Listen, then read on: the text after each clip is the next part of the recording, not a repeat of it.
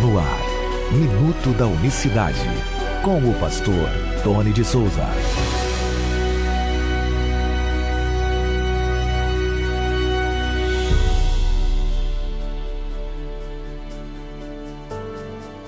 Olá, queridos, graça e paz da parte do nosso grande Deus e Salvador Jesus Cristo. Que Deus abençoe a todos de maneira rica e poderosa nesta segunda-feira, dia 2 de junho de 2025.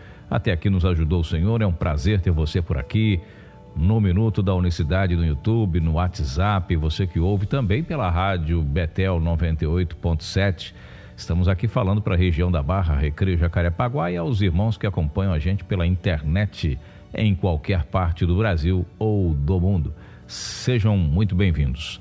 Para quem acompanhou o Minuto da Unicidade na sexta-feira, nós trouxemos o estudo, de Jesus assentado à destra de Deus, já que no quadro Minuto da Unicidade, nesse programa aqui a gente fala que Jesus é Deus, Deus sobre todos, não há outro além dele, e o único Deus se chama Jesus Cristo. Como que ele está à direita de Deus, como a Bíblia diz, subiu e assentou-se à direita de Deus. Esse tema está lá no YouTube, tem aproximadamente uns 16, 17 minutos, não me recordo aqui o tempo desse áudio. Se você quiser, procura lá o áudio, o canal no YouTube chamado Minuto da Unicidade. Lá você vai ter acesso a esse último vídeo lá, anterior a esse aqui, tá bom?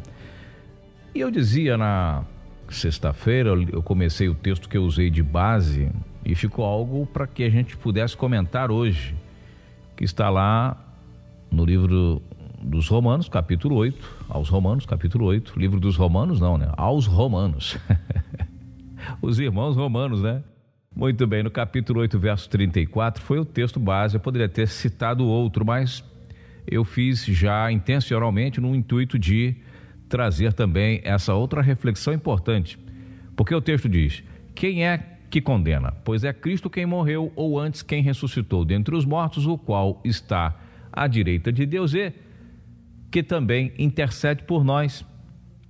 Então veja que o apóstolo Paulo fala que Cristo também intercede por nós, além de estar à direita. E aí eu não vou entrar no mérito dessa questão dele à direita de Deus, porque, como eu disse, está lá no YouTube o estudo para você acompanhar o áudio, tá? Nesse mesmo modelo que a gente faz aqui. Não tem slide, não tem nada, é um podcast que a gente põe uma capinha, porque assim determina o canal no YouTube, mas a capinha tá lá e você ouve, tá bom? Já fiz essa parte, então aqui a gente vai focar que ele está à direita de Deus, mas que também intercede por nós. Se no estudo que nós trouxemos para você que acompanhou, a direita de Deus, ela está associada a governo, a poder, a autoridade, como disse até um amigo, o pastor Neri Santos, para quem a gente manda um abraço, está lá no Rio Grande do Sul, está lá em Santa Catarina, frio lá, pastor Neri. Ele trouxe depois lá num grupo que a gente participa, acrescentou mais informações ainda, porque ele fala com relação à crase. Quando tem uma crase, uma regrinha de português básica, a direita está para o poder, então está com o poder, com domínio, governo. Então, para resumir aqui, mas o estudo é mais amplo, tá bom? Você vai lá e veja. Mas por que se isso é poder e ele não estaria em tese numa posição geográfica literal, ou seja, ele não sentou, até porque Deus é espírito, o espírito não tem lado, está tudo bem, eu entendi que a direita significa poder, destra, domínio, autoridade. Mas e aí? Ele intercede a quem? Se ele é o próprio Deus e não está sentado à direita, posição literal, isso quer dizer governo, porque a Bíblia diz, nós lemos no estudo lá em Apocalipse 7, verso 17, diz que ele está no centro do trono, no meio do trono, está sentado no meio, não é à direita não. O João, ele diz que está no meio do trono. Olha aí que confusão, Pois não é confusão não, é porque a gente tem que, como a gente cresceu, vamos dizer assim, abria muitas aspas aqui, com o entendimento da doutrina trinitária, então a gente já vai lendo e vai interpretando numa questão até automática, porque isso é cultural. Mas quando você vai a fundo, Mas vamos lá, sem mais delongas. Intercede por nós, se ele é o próprio Pai da eternidade, Isaías 9,6. é Deus sobre todos. Filipe disse, mostra-nos o Pai e que nos basta isso, pronto. E ele disse, estou há tanto tempo convosco e não nos conhece, Filipe. Quem vê a mim vê o Pai. Como dizes tu, mostra-nos o Pai. Ou seja, eu sou o Pai, estou aqui com você há tanto tempo. Mais um motivo aí para essa pergunta. Então ele intercede por nós. Então Paulo errou, porque se ele é o próprio Deus, está sentado à direita de Deus intercedendo, como diz Romanos 8:34, porque ele também tem outro intercessor? Aí você vai ler aqui no verso 26, que aí mesmo, eu li o verso 34, foi o que eu comecei o estudo na semana passada, Romanos 8:34, um pouco anterior. Olha só como que é importante. Diz assim no verso 26, e da mesma maneira também o Espírito Santo, ou melhor, o Espírito, mas no caso aqui está com E maiúsculo, é o Espírito Santo, ajuda as nossas fraquezas, porque não sabemos orar como convém, mas o Espírito intercede por nós com gemidos inexprimíveis. Então no verso 26, Paulo está dizendo, o Espírito Santo intercede por nós conhecemos bem esse texto, com gemidos inexprimíveis. E agora ele diz nesse texto aqui um pouco mais acima, que o Espírito Santo intercede por nós com gemidos inexprimíveis, porque nós não sabemos orar como convém. Agora aparece Jesus e também Jesus intercede, quer dizer, temos dois intercessores. Olha só como que a gente precisa verificar ou analisar. Não é uma interpretação simples. Não se trata de uma interpretação de bate pronto, porque aqui nós teríamos um problema sério, porque o Espírito Santo é o que intercede, mas depois Jesus também intercede, aí ficamos sem uma ordem, ou para que direção tomar com base nessas duas palavras aqui de Paulo. Eu me lembro, agora não me recordo a referência, mas Paulo está dizendo lá em Atos, ele diz que ia para a Ásia, mas o Espírito Santo não deixou ele ir. E ele continua falando mais embaixo, ele diz, não, mas aí o Espírito de Cristo também não deixou nós pregarmos na Ásia. Ou seja, era para o Evangelho ter chegado à China, Japão, por que o Evangelho não chegou lá? Pessoas perguntam, né? Não foi porque o Espírito Santo não impediu. E no mesmo texto que Paulo diz que o Espírito Santo não impediu, o Espírito de Jesus também não impediu. Então são dois Espíritos, tem o Espírito de Cristo e o Espírito Santo ali, um intercede, o outro também vai intercede, um não deixa ir, o outro também vai e não deixa ir. Olha só como que é importante a gente analisar à luz da palavra de Deus, porque é preciso dizer o seguinte, no plano da salvação, segundo a própria doutrina trinitária, o Pai cria, o Filho redime e o Espírito Santo consola.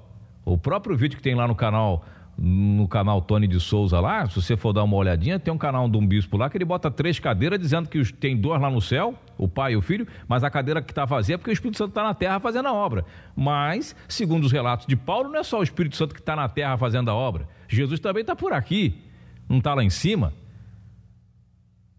Por quê? Por que razão eu falo isso? Porque Jesus disse, onde tiver 2 ou 3 reunidos no meu nome, eu estarei no meio de vós? Estarei com vocês todos os dias até a consumação dos séculos? Quer dizer, nós estamos reunidos em nome de Jesus, Jesus está aqui, mas não é o Espírito Santo que é para estar aqui? Veja, não estou enrolando não, são perguntas que não podem ficar caladas ou sem serem feitas para nossa reflexão. Mas vamos voltar aqui o tema, enquanto você vai pensando aí, anota, pesquisa, porque a questão de Paulo aqui é perante quem Jesus intercede por nós. Depois você vê lá por que o Espírito Santo também intercede, ele também intercede, depois isso aí deixamos para não perdermos aqui o foco. Perante quem? Perante Deus Pai? Não é perante Deus Pai que Jesus intercede por nós. Jesus sempre se colocou entre seus servos e aqueles que o queriam destruir. Então a intercessão, vou logo resumindo aqui para você, se dá nesse sentido.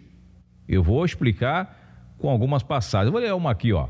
Disse também o Senhor, Simão, Simão, eis que Satanás nos pediu para vos cirandar como trigo, mas eu roguei por ti para que tua fé não desfaleças, e tu quando te converteres, confirma a teus irmãos. Aí Pedro disse, não, Senhor, calma aí, eu vou com o Senhor até a morte, nesse mesmo texto. Jesus disse, olha, antes que galo cante hoje, você vai me negar 3 vezes. Esse texto está lá no Evangelho de Lucas, capítulo 22, eu li aqui versos 31 até o 33, mas ele disse, Pedro, o diabo pediu para mim, para poder te cirandar. para te peneirar como, trigo, mas eu roguei, eu saí em sua defesa, eu não deixei que ele fizesse isso. Ele não disse, eu roguei ao Pai por ti. O texto é claro.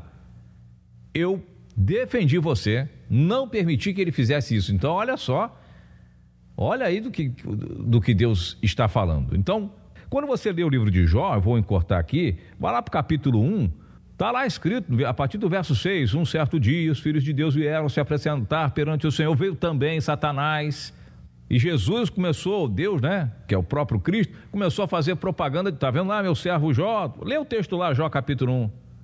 E Satanás respondeu, Jó teme a Deus porque só guarda ele, mas toca nele. Começou aquela... E Deus falou, toca, tira tudo, mas não tira a vida. Você vê, quando os anjos vêm, quando vieram os filhos de Deus se apresentar, veio também Satanás procurar, acusações. Começou a acusar Jó, apontar Jó. E Deus falou, não, ele é fiel mesmo, ele me ama, ele é justo, justíssimo. E Satanás pediu uma prova, uma provinha de que Jó era justo. Aí você vê a conversa. Tem mais textos que falam sobre o tema. Para terminar esse assunto aqui por hora, eu vou citar aqui mais um texto que está lá no livro do Apocalipse, livro de revelação do Apocalipse. Olha só muito bem, esse texto é muito importante dentro desse tema. Diz lá no capítulo 12 de Apocalipse, verso 10: e houve uma grande voz do céu que dizia: agora é chegada a salvação e a força e o reino do nosso Deus e o poder do seu Cristo, porque já o acusador dos nossos irmãos é derrubado, o qual diante do nosso Deus, olha, preste bem atenção, diante do nosso Deus os acusava dia e noite. Olha aí, agora chegou a salvação, porque o acusador dos nossos irmãos foi derrubado. Ele acusava vocês dia e noite diante de Deus, perante de quem Jesus intercede por nós, sai em nossa defesa, porque ele fica 24 horas por dia procurando suas falhas, minhas falhas, nossas fraquezas, e vai lá, vamos dizer assim, metáfora dizendo, porque eu acredito que ele não entre mais lá, mas ele nos aponta, ele é o acusador. Por isso que não é bom você acusar o seu irmão, porque você vai estar fazendo papel do diabo. As pessoas que gostam de apontar os erros, as falhas, acusam mesmo, não tem dó, aponta os 4 dedos assim. A gente precisa muito rever isso. A gente vai crescendo quando vai examinando as Escrituras. Não acuse ninguém. Se você não puder ajudar um irmão, não o acuse, porque isso é um papel do diabo, porque ele acusava dia e noite, 24 horas ele faz isso. Aqui Apocalipse está falando com uma linguagem mais futurística, é o serviço dele acusar, e a Bíblia diz, como nós não sabemos orar como convém, diz o apóstolo Paulo no texto inicial, ele intercede por nós, ele entra na frente da guerra por nós. Como a gente deixa de orar, quando a gente está cansado, está desanimado, e é a hora que você baixa a guarda, o inimigo cresce para te acusar, para te apontar e para pedir para fazer algo com a sua casa, com a sua família, com os seus, tirar a vida de um, porque essa é a finalidade. Deus ele nos entra, ele nos defende. Por quê? Porque o sangue dele nos purifica de todo pecado, porque a cruz não foi em vão. A cruz não foi para entrar para a história, algo para fazer parte dos contos religiosos, dos livros de religião ou da Bíblia. Não, é algo muito sério ali. Quando a Bíblia diz que ele intercede por nós, não é que ele está lá do lado, como a gente falava na sexta-feira, do pai falando, olha, aqui o meu servo, poxa, não é nesse sentido. A interpretação automática é até assim, mas não é disso que está falando as Escrituras, está falando de algo muito mais sério. É uma intercessão onde o sacrifício dele é o pagamento, é o salário da sua absolvição, da sua libertação, da minha libertação, da minha absolvição, do meu perdão, do nosso perdão. É quando o inimigo chega perto para poder falar alguma coisa, o sangue já foi derramado, já estamos limpos, já estamos purificados. É disso que está falando o autor das Escrituras. É por isso que Pedro vai dizer, ou melhor, João, Na primeira carta de João, capítulo 2, verso 1. Filhinhos, não pequeis, mas se pecardes, temos um advogado para com o Pai, o Jesus Cristo justo, e o seu sangue nos purifica de todo pecado. É disso que João está falando, é que está um do lado do outro ali pedindo, né? Um que está do lado do outro ali, sabe? É o sacrifício da cruz humano de Jesus. Por isso que ele se tornou um de nós, por isso que ele fez carne, se tornou um ser humano comum, para que através do seu sangue santo, puro, limpo, nos purificasse de todo pecado. Vou ficando por aqui, um forte abraço para você que acompanha a programação na Rádio Betel. Amanhã nós voltaremos com mais uma edição do Minuto da Unicidade. Você que acompanha aqui no YouTube, para você que está na rádio, vamos a mais um louvor. Daqui a pouco nós voltaremos. Graça e paz, uma boa semana para você, uma boa segunda-feira. Minuto da Unicidade.